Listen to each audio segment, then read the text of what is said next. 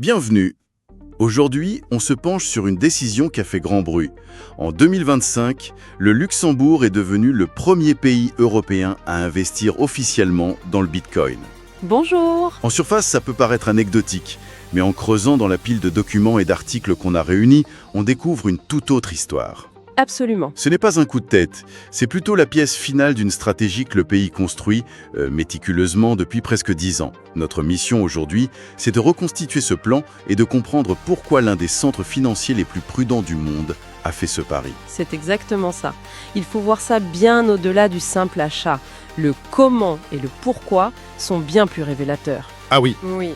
Ça nous en dit long sur la maturation des actifs numériques. On n'est plus dans un actif de niche un peu sulfureux. Ça commence à être pris au sérieux au plus haut niveau. Et que ça vienne du Luxembourg, le signal est particulièrement puissant. Alors, commençons par les faits.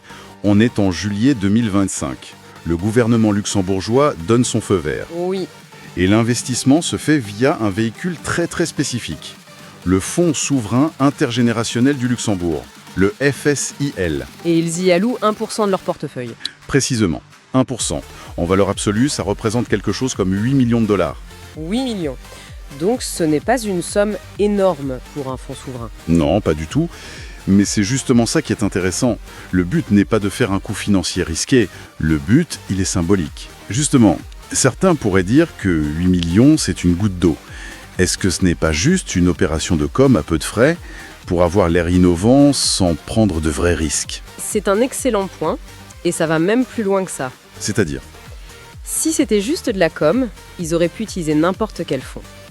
Mais le choix du FSIL, le fonds intergénérationnel, ça change tout. Ah, parce que sa mission est particulière. Exactement. Ce fonds a été créé en 2014 pour mettre de l'argent de côté pour les générations futures, pour les retraites de demain. Ce n'est pas un fonds spéculatif, quoi. On est sur l'incarnation de la prudence. Voilà, et en y mettant du Bitcoin, même juste 1%, le message c'est « On pense que cet actif aura sa place dans l'économie de nos enfants ». C'est une déclaration de confiance sur des décennies, pas sur des mois. Et je suppose que la manière dont ils ont communiqué là-dessus était tout aussi calculée. Ah oui, c'est là que ça devient vraiment savoureux. Le ministre des Finances, Gilles Roux, il ne s'est pas caché du tout. C'était à la conférence Bitcoin Amsterdam, c'est ça? Oui, en novembre 2025. Et il n'a pas utilisé un langage de technocrate. Il a commencé en citant Michael Saylor, une figure majeure du monde Bitcoin. Qu'est-ce qu'il a dit? Il a dit « Il n'y a pas de second choix ». Pour un ministre des Finances européen, citer Saylor, qui est un maximaliste Bitcoin, c'est un signal très fort. Et ce n'est pas tout. Il a conclu avec une phrase, j'avoue je l'ai lu 2 fois pour être sûr, il a dit « Soyons clairs, le Luxembourg hodl ». C'est ça. Alors pour celles et ceux qui ne connaissent pas, hodl ça veut dire quoi? Et pourquoi c'est si fou de l'entendre de sa part? Hodl, ça vient d'une faute de frappe sur un forum en 2013. C'est devenu le cri de ralliement de la communauté. Ça veut dire « hold on for dear life », en gros, conserver à tout prix. Ne jamais vendre, même en pleine panique. C'est l'antithèse absolue du trading. Qu'un ministre des Finances garant de la stabilité emploie ce mot de jargon, ce même Internet, c'est inouï. Ça montre qu'ils ont compris la culture qui va avec. Ils n'ont pas juste acheté un actif, ils ont compris la thèse d'investissement long terme. D'ailleurs, Ref Bailey a bien précisé que la faiblesse du cours à ce moment-là ne changeait rien leur confiance. C'est la définition même du hodl. Fascinant. Mais comme on le disait, cette audace, elle ne sort pas de nulle part. Si on rembobine un peu, comment est-ce qu'ils en sont arrivés là? C'est là qu'on voit toute la stratégie. Le premier jalon, il faut remonter à 2014. 2014, c'est très tôt. Très tôt. À l'époque, la plupart des gouvernements ne savaient même pas comment y plaît Bitcoin. Le Luxembourg, lui, accorde une licence d'établissement de paiement à Bitstamp. La plateforme d'échange. Oui, qui est devenue la toute première plateforme d'échange des cryptos à être régulée en Europe. C'était une décision incroyablement avant-gardiste. Ils ont planté un drapeau en disant « La finance de demain se fera ici et dans un cadre légal ». D'accord. Donc, Bitstamp en 2014. Mais est-ce qu'ils ont continué sur cette lancée? Ils ont déroulé le tapis rouge méthodiquement. Aujourd'hui, le pays, c'est tout un écosystème. Des plateformes, des dépositaires qui gardent des actifs en sécurité, des gestionnaires de fonds crypto. Et le point culminant, c'est Coinbase qui choisit le Luxembourg pour son hub européen en 2025. Exactement. Le géant américain. Et la question, c'est pourquoi eux, pourquoi le Luxembourg plutôt que Paris, Berlin ou Dublin? Qu'est-ce qu'ils ont de plus? C'est un cocktail assez unique. D'abord, une stabilité politique et réglementaire à toute épreuve. Ça, c'est la base. D'accord. Ensuite, et c'est peut-être le plus important, une expertise mondiale dans l'administration de fonds d'investissement. C'est leur métier historique. Pour créer des produits complexes comme des ETF Bitcoin, c'est une compétence clé. Et le régulateur? C'est le troisième point. Le régulateur, la CSSF, est réputé pour être à la fois rigoureux et accessible. Les entreprises peuvent discuter avec.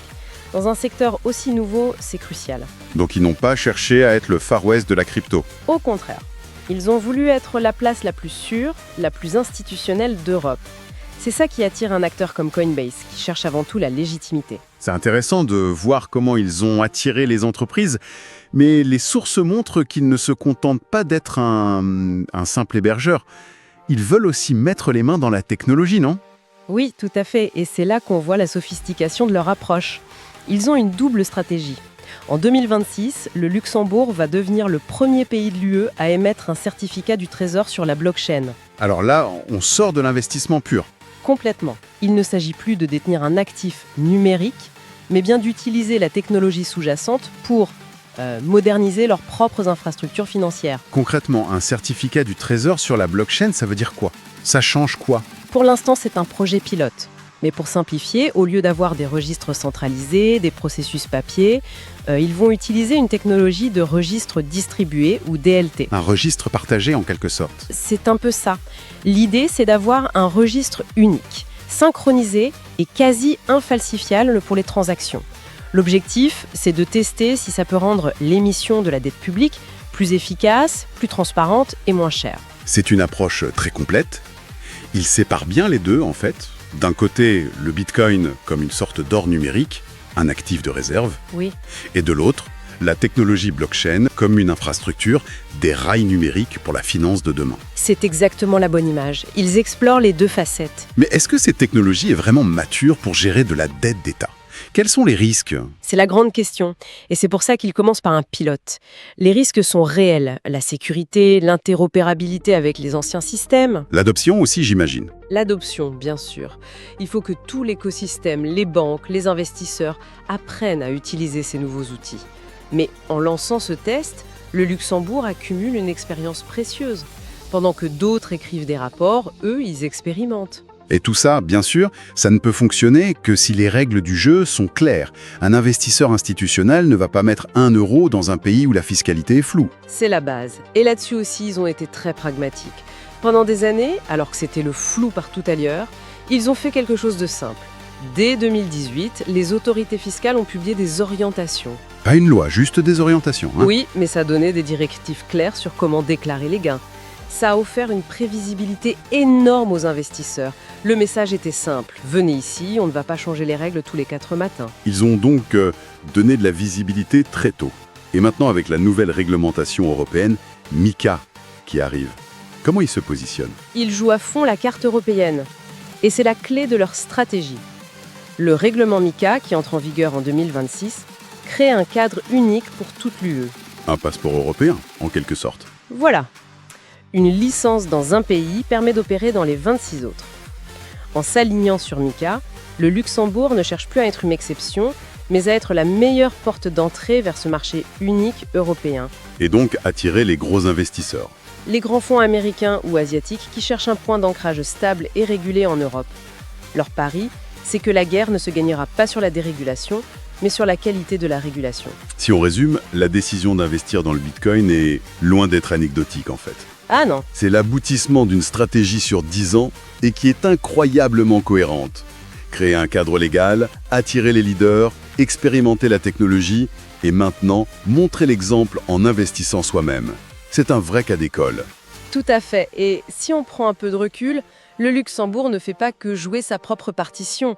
Il crée un précédent majeur pour les autres pays. C'est vrai que jusqu'à présent, les pays qui avaient adopté le Bitcoin, c'était plutôt des économies comme le Salvador. Des économies plus marginales, oui. Le fait qu'un centre financier historique, noté AAA, au cœur de l'Europe, franchisse ce pas, ça change complètement la perception. Ça légitime l'actif? Ça le légitime, ça le fait passer du statut d'actif spéculatif à celui d'une classe d'actifs potentiellement digne de figurer dans les portefeuilles institutionnels les plus sérieux. C'est un modèle que d'autres nations vont observer de très très près. si une place financière aussi établie, aussi prudente que le Luxembourg, considère que le Bitcoin a sa place dans les réserves pour ses générations futures. Qu'est-ce que ça implique pour les stratégies d'investissement des autres nations, des grandes entreprises, et peut-être même pour les portefeuilles individuels dans les 10 ou 20 prochaines années?